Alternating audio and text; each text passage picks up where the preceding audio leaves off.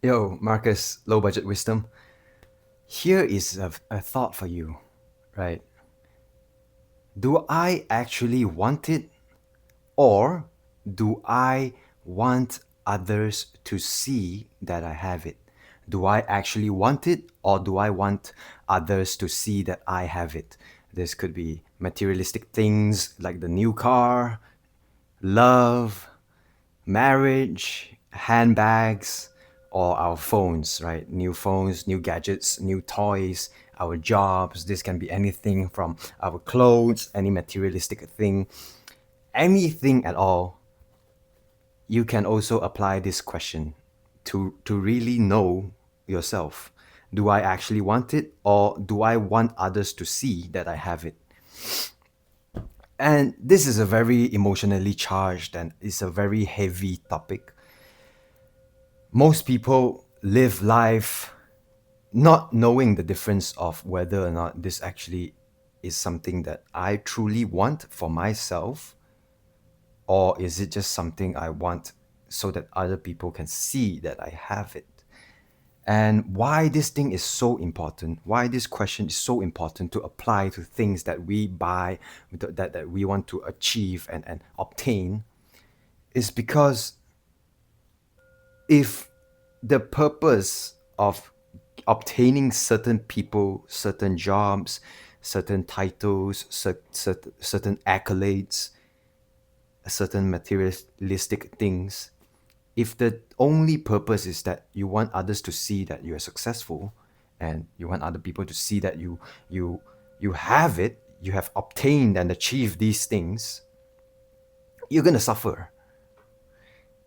You're going to suffer tr- because you are going to expend so much of your energy, your resources, and your time into obtaining these things for social validation, for outside validation, so that other people, so that you can feel good that other people would see you having these things and then compliment you, and then they would think highly of you. That is suffering. How long does that usually last, right? And we don't think about the maintenance of these said materialistic things. Getting the expensive car, yes, for that first few weeks or months, people might praise you, you might get social validation, people might feel that you are very successful. But what people don't usually see or understand themselves is that the more expensive the car, the costlier the maintenance, insurance, the cost of maintaining the car's engine, oil changes, tire maintenance, engine, uh, you know, those belts and bolts. You have to maintain them. You gotta wash those cars. And if you attach your own identity to the car, then whatever happens to that car is gonna chip away at your identity of your sovereign self, your being as a sovereign being, as a sovereign person. If that car gets a scratch, you because you are so your whole identity is built from the foundation of this materialistic thing. Any scratch is gonna hurt your identity as a person. You're gonna get so overly emotional because of that scratch. You get so irritated. And then that's suffering. That is suffering in and of itself. Or maybe you like to have a relationship with a person so that you can soft launch this person on Instagram, on social media. Nothing wrong with that if that's what you want to experience. Go ahead. But if you really want it, it feels peaceful. It feels joyful, exciting, not the egotistical kind of like, oh, look, I finally got a girlfriend. Oh, look, I finally have a boyfriend. Praise me. My whole identity of a person relies on this other person. Then that is a very shaky foundation to build your identity on. Because whether or not we like it, all relationships would end. That person either passes away due to old age, due to accidents, whatever it may be, or that person moves away to a different country, or that person, or your car gets towed away due to some laws or something, or you couldn't, pay your bills to sustain the car anymore, any longer, so you have to sell it and then downgrade into a cheaper model. If your identity are tied to all these things, then it is so fragile. Your identity is built on false security.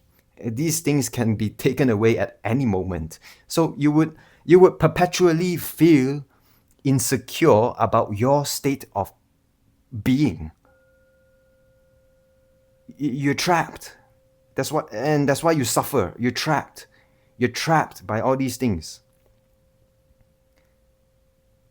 You live in fear because your identity is so tied up with all these things that any moment that it is taken away from you, you will lose yourself. You won't know who you are anymore. And that's causing suffering in a lot of people in the world today. Now, not everyone may like what I'm talking about right now, but sooner or later you will have to face this question. Do I actually want it? Or do I want other people to see that I have it? Right? That marriage, some people rush into marriages because even though they don't actually want it, but they rush into marriages because of social expectations, of cultural upbringing. Oh, you're not married, you're divorced, you don't have a partner, you are a failure. According to who? Who made up that rule that you have to get all these things in order to be good enough? Capitalistic capitalistic society, right? Where people that spend the most, that have the most expensive things, they want you to spend. That's how businesses grow. You got to spend on the most expensive things. If not, you're a failure. So everybody bought into that kind of concept of life, and they work and toil, and the expenses keep growing and growing, and you have to maintain the relationship, you have to maintain the marriage, even though you you even though you hate this thing. You're trapped. You are living in a prison of your own creation. And that is why this question is so important, because it helps you break free of the mental cage, the mental prison that a lot of us are living in without even realizing, right? The bag. How long does the bag last? And if it gets old and weary and is breaking down, then your personality breaks down with it. That is not a sustainable way of living life, right? Or that new phone, it drops once, it drops twice, the screen breaks. Oh no! Oh no, my phone broke. I'm sad not because my phone broke and I can't use it anymore. I'm sad because my phone broke, and now people would think that I'm a failure because now I have to afford the newest version of a new phone that just came out. All my friends are getting it. So if I don't, then I'm left out. Then I'll be the black sheep. Then I'll be the weirdo. And then you see, the mind keeps on replaying all these scenarios, and it tries to predict what the future might look like based on your own materialistic things now. Oh, I don't have the newest version of the phone. So all my friends have it. I am peer pressured into getting it. Society pressures me to get into marriage. And if I don't, then I would lose all my friends. And then society would collapse around me because they think that I'm a weirdo. And then I lose my reputation. People would think that I'm poor. But trying to keep up with the Joneses is exactly what is keeping you poor. It is exactly what keeps you trapped in the cycle of having to to keep on earning more, keep on climbing ladders in the corporate world in order to earn more, to sustain this new lifestyle. And then, okay, finally, yeah, I get a promotion, I get a bump in my salary, I get a pay raise, I get my my bonus, my pay bonus, right? Now I gotta match my lifestyle to what I'm earning right now. And then maybe a year or two down the line, I get another bump in my pay. Oh, wow. Now I'm at a different level. Now I have to match this upgrade in my pay.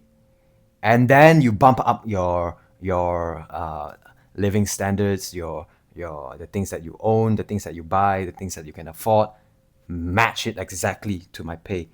But growth is not forever.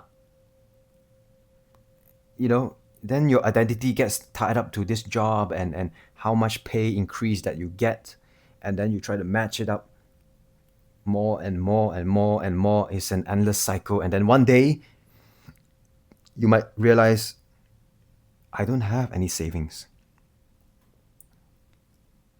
I can't live off of all these things that I have materialistically sacrificed myself to. And then some people lose their jobs.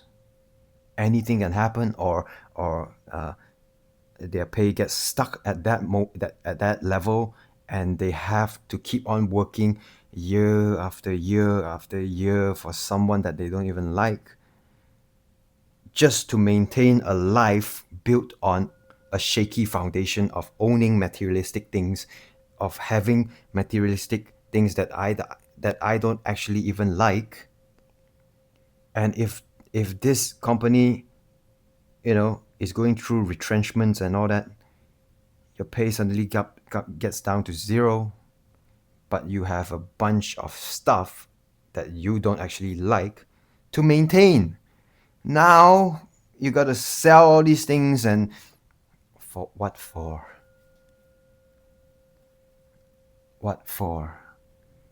A lot of people realize this, unfortunately, when it's too late.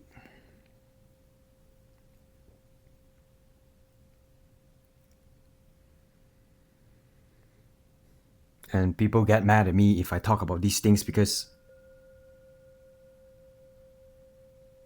it is truth. It is how a lot of people in the world is living at this moment, and it saddens me sometimes. Well, medicine is bitter.